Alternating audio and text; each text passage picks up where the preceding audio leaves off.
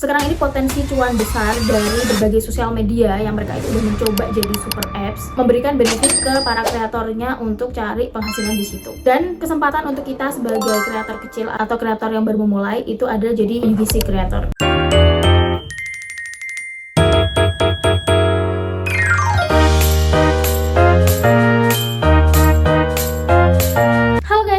My YouTube channel, aku Dinia, sosial media strategis udah dari 3 tahun yang lalu. Sekarang ini potensi cuan besar dari berbagai sosial media yang mereka itu udah mencoba jadi super apps, pengen masuk lebih dalam di seluruh aspek kehidupan manusia. Mereka bukan hanya masuk di sektor hiburannya saja, tapi juga seluruh aspek aktivitas kita, kayak hiburan, terus kita mau beli apapun, habit kita itu mau ngapain aja, mereka itu udah masuk ke sektor itu. Contohnya kayak sekarang itu udah ada fitur baru di TikTok, yaitu TikTok Go. Mereka pengen tahu nih, aktivitas kita kan suka berpergian, kulineran. Nah, mereka pengen ngasih fasilitas di situ dan memberikan benefit ke para kreatornya untuk cari penghasilan di situ. Dan kesempatan untuk kita sebagai kreator kecil atau kreator yang baru memulai itu adalah jadi kreator UGC atau UGC creator. Jadi sekarang udah nggak saatnya kita tuh cuman penikmat aja, penikmat konten-konten orang, tapi sekarang kita harus mulai buat sesuatu yang lebih menghasilkan lagi dari potensi-potensi perang sosial media yang udah ngasih semua fitur fasilitas di aspek kehidupan manusia ini.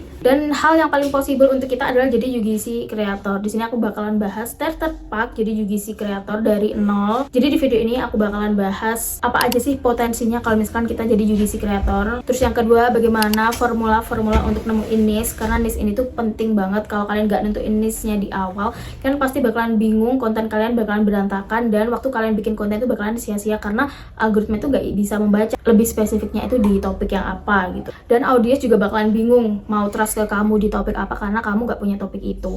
Jadi di sini kita akan bahas formulanya. Terus yang ketiga itu adalah jurus konsisten sesuai algoritma. Konsisten sesuai manusia dan konsisten sesuai algoritma itu tuh beda pengertiannya. Kadang yang berseliweran di sosial media itu adalah konsisten sesuai manusia, padahal kita itu nggak hanya berhubungan sama manusia. Buat konten itu adalah bagaimana cara kita untuk menaklukkan algoritma juga. Kita masuk ke topik pertama. Kenapa sih kita harus jadi UGC creator? Karena pertama, jadi UGC creator itu nggak butuh followers yang banyak. Berapapun followersnya itu bisa, karena yang dilihat itu bukan lagi banyaknya followers, tapi ke kualitas konten kita, kesesuaian niche, sama insight akun kita. Jadi meskipun followersnya kecil, kalau misalkan insightnya gede, itu bakalan berpotensi untuk dicari brand. Jadi yang harus kita lakuin itu cuman buat konten, fokus evaluasi sama kualitas kontennya, dan konsisten. Itu adalah modal yang menurut aku murah banget, karena kita hanya harus membeli peralatan di awal kayak device-nya, lighting itu penting banget, sama skill editing kita, mungkin kita harus pakai aplikasi yang berbayar, dan itu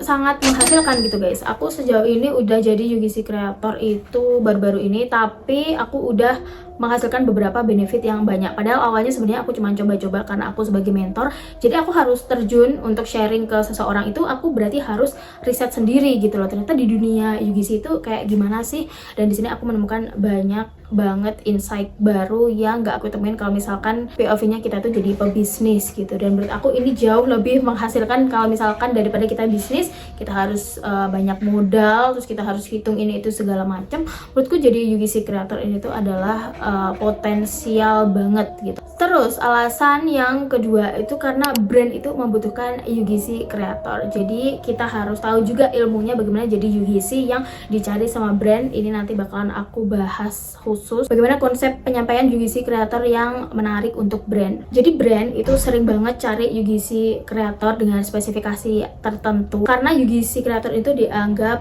real gitu dan jujur dalam penyampaiannya. Otomatis sesuatu yang jujur itu juga bakalan dipercaya sama audiens gitu loh. Mereka ngerasa relatable daripada influencer yang udah gede, mereka hanya dikasih kesempatan sekali gitu ya mungkin buat posting dan kayak hard selling banget gitu kan, gak ada unsur story-nya, gak ada sesuatu yang relatable-nya gitu loh. Kayak fokusnya tuh cuman ke awareness, ngasih tahu nih, oh brand kamu itu punya ini, oh ini loh ada brand yang seperti ini gitu. Kalau misal di influencer yang besar itu cocok untuk strategi yang kita pengen langsung meraup audiens yang banyak untuk membangun awareness. Tapi untuk membangun sesuatu yang kayak relatable, membangun emosi untuk audiens, konsumen, itu kita butuh UGC creator karena mereka itu lebih ke cerita sehari-hari, kejujuran, mereka lebih ke membantu audiensnya untuk memilih produk yang sesuai dengan mereka itu sendiri. Misal kayak kamu sebagai UGC kreator skincare, kamu fokus ke cerita yang kamu itu acne prone atau bagaimana kamu perang melawan jerawat gitu ya. Terus nanti bakalan ada orang yang ngerasa relate sama cerita kamu, terus mereka bakalan percaya kalau produk yang kamu pasarin itu barangkali cocok di mereka gitu. Jadi brand itu cari storytellingnya, cari konsep yang relatable, cari sesuatu yang lebih dekat ke audiensnya itu lewat UGC kreator. Semakin bagus konten kita nanti sebagai UGC, semakin relatable, semakin penyampaian story kita itu cakep, itu akan semakin banyak brand yang ingin kerja sama kita gitu. Apalagi kalau insight kita udah bagus karena kita udah konsisten. Terus penghasilan UGC kreator itu juga nggak main-main guys. Sekarang itu kayak barter, terus yang kita cuma dikasih produk terus kita harus buat konten, itu tuh lebih kurang dihargai gitu loh. Kita sebagai UGC creator sekarang itu udah lebih ke dihargai karena kita juga butuh device, kayak mungkin kamu pakai iPhone atau pakai lighting yang mahal itu lebih dibayar. Jadi banyak banget brand-brand besar yang kalian itu show misal 2 video atau berapa video atau kerjasama selama beberapa bulan, itu tuh kalian udah dibayar gitu loh, dan kalian juga mendapatkan produknya. Jadi menurut aku itu sangat beneficial banget gitu loh untuk dicoba. Kita hanya modal belajar konten dan itu menurut aku mudah.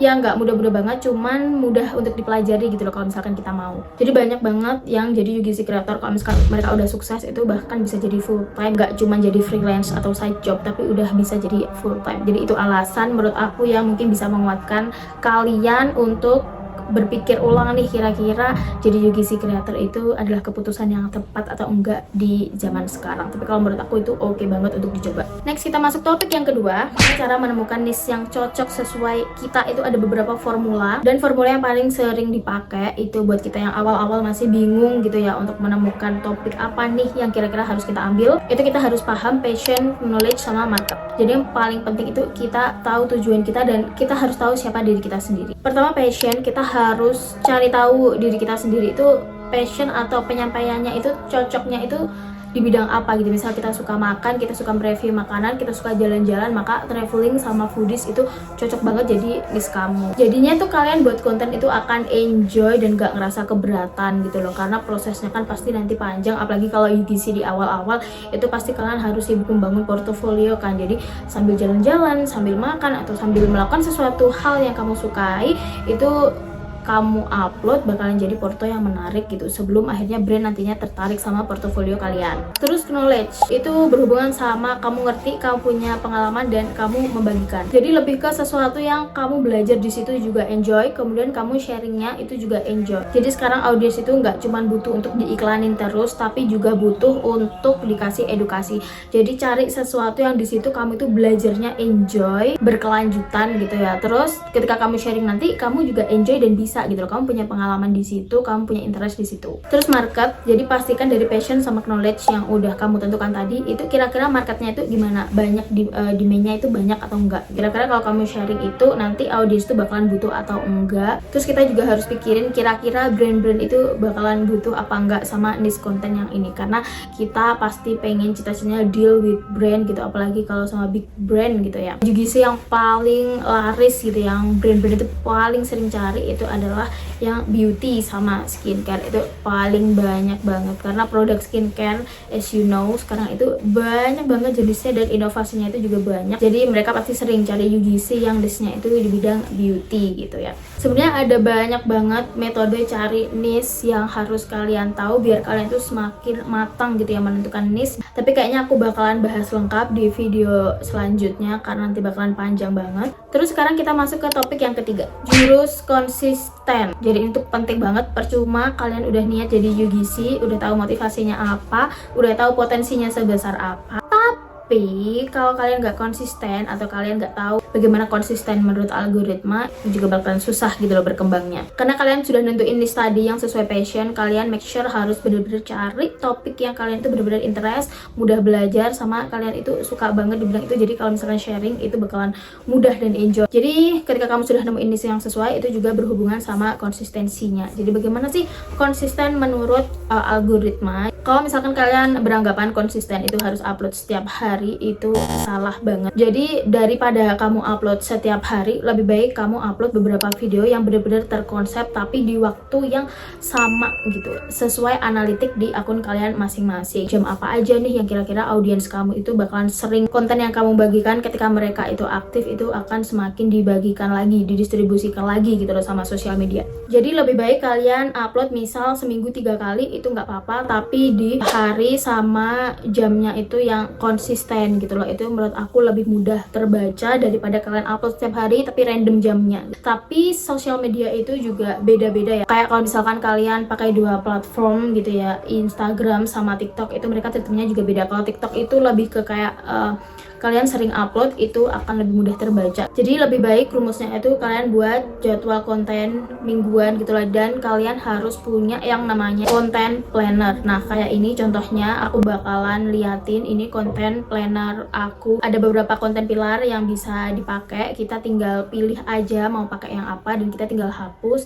Ini sudah otomatis kita pakainya. Kalau misalkan ini kita mau ganti di sini, maka di kolom-kolom selanjutnya yang ada di halaman selanjutnya itu juga otomatis bakalan terganti gitu loh. Jadi bakalan mudah banget. Terus di sini juga ada beberapa kolom untuk kalian nulis ide-ide kalian biar nggak langsung hilang, karena biasanya orang-orang tuh nulisnya cuma di WA dan itu pasti rawan banget hilang. Terus selanjutnya di sini kita juga tinggal checklist aja sesuai statusnya, kita masih drafting atau masih plan atau masih diedit gitu dan lain sebagainya. Terus yang paling penting, nah di sini itu udah ada kalendernya secara otomatis. Jadi kalau misalkan kita udah nulis di sini idenya, terus isi kontennya kita sudah tulis, di sini bakal secara otomatis terupdate di kalendernya. Jadi kalian udah nggak perlu nulis lagi di kalender satu-satu karena di sini udah langsung terupdate. Oh, di tanggal ini kita mau upload ini. Terus aku juga ada beberapa template untuk evaluasi ya. Di situ ada beberapa analitik yang harus kamu tulis dan itu bisa langsung terhitungkan atau terkalkulasi secara otomatis. Linknya aku taruh di deskripsi di bawah. Kamu bisa cek untuk memudahkan kalian konsisten. Terus kalau misalkan yang awal-awal pasti kayak dimotivasi gitu ya, kayak kurang termotivasi. Nah kuncinya kalian harus tahu brand itu pasti melirik dari seberapa konsisten kamu, seberapa banyak portofolio kamu. Jadi gak apa-apa kalau misalkan di awal kalian itu pakai barang kalian sendiri, kalian review, kalian tag brandnya. Itu bahkan sekelas Tasya Farasya, sebelum dia itu dipanggil sama Huda Beauty, dia itu kayak free gitu loh. Dia itu kayak mereview secara gratis, kemudian baru dia bisa langsung ketemu sama Huda Beauty-nya. Itu sekelas Tasya Farasya. Apalagi kalau sekelas kita gitu loh, kita harus mau memanggil brandnya untuk mereka itu melirik kita. Itu it's okay banget, strategi yang bisa untuk kita gunain gitu loh, apalagi kalau kualitas kita itu udah bagus. Jadi itu kalian bisa mulai langsung dari sekarang ya, karena potensinya itu besar banget. Kita harus bisa memanfaatkan semua sosial media yang berlomba-lomba untuk menjadi super apps ini. Kita harus bisa masuk di semua sektornya juga untuk mencari cuan-cuan lebih banyak lagi, sambil pelan-pelan kita perbaiki device kita perbaiki alat-alat konten kita, lighting kita upgrade ke yang lebih mahal gitu, yang lebih bagus.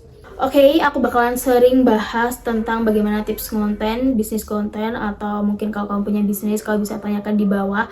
Barangkali nanti topik yang menarik akan aku bahas secara lebih khusus. Kalau kamu suka dengan topik ini, make sure kamu udah subscribe dan jangan lupa untuk keep connect di sosial media aku, karena aku bakalan sering buat konten-konten singkat yang bermanfaat banget. See you in the next video. Bye!